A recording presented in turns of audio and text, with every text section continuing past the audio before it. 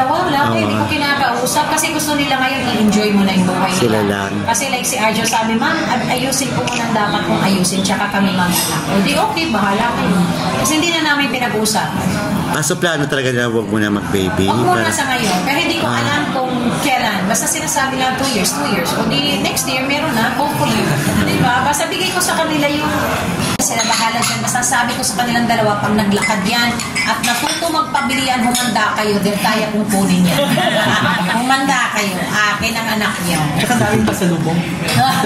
Sa kanya lang talagang mapasalubong. Oo, yung pagpunta ko ngayon ng Euro, pagpunta ko pa lang ng Doha. Doha pa lang. Stopover pa lang. Kaya sabi ko, maganda to kay Sabino. Tapos bilang sasabi ko, ay, nakalimutan ko, may bunso ko pala ako si Chubby. May ganon. So, sabi nga nila, mas marami ng pasalubong ngayon. So, ito na lang. Kaya sabi ko kay Sanjo at Teria, humanda kayo pag naglakad yan.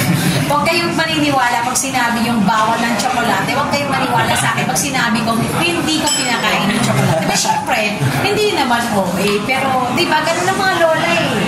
Pag sinasabi nila, naku, okay naman itong lolang ko, hindi sumusunod sa magulang. Sino bang lola at lolo na sumusunod sa mga magulang na pagbawal?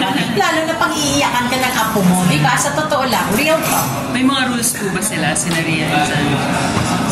Hindi pa sila nagsasabi ngayon sa akin. Hinihintay naman namin mag-asabi. Kasi kung pag sinabi naman nila, mami, bawal yung ganito, ibabawal. Like kung allergy yung bata, di ba? Bawal shrimp, alam mo na ibibigay mo. Yun ang susundin namin. Pag-post ng picture.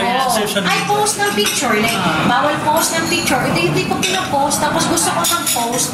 Pinapaalam ko sa kanila, Ray, pa-approve mo nga to. Pwede ba to i-post? Ay, mami, nakita yung side ng ganito. Okay. Si Sanjo, ayaw, mami. Okay, nire-respeto ko yun. Yun naman yung, at maiintindihan ko yun. Kasi ang daming nagsasabi, bakit maarte na hindi ipakita. Kasi po nagbabash kayo, pati bata, inosente, may nagbabash nyo. Ang dami ng bastos ngayon. Sorry, diretsahan. Na pati bata, binabastos, binabash. Kawawa naman yung mga batang walang alam. Pero syempre, ikaw din na magulang ka, paano ka talaga? Mapapaaway ka. So sabi nga nila, kaysa mapaaway, huwag na lang, amin yun eh. Ay, respeto natin yun. Tsaka, pero isa lang po sasabihin ko sa inyo, napakagwapo ng apo ko. Naman. Pinaghalong Ria, pinaghalong Sancho. Ay, oo, may offer yung bata. May offer siya ta. May inoperan yung bata. Pero sa kanila yon, parang ayaw, may respeto natin yun.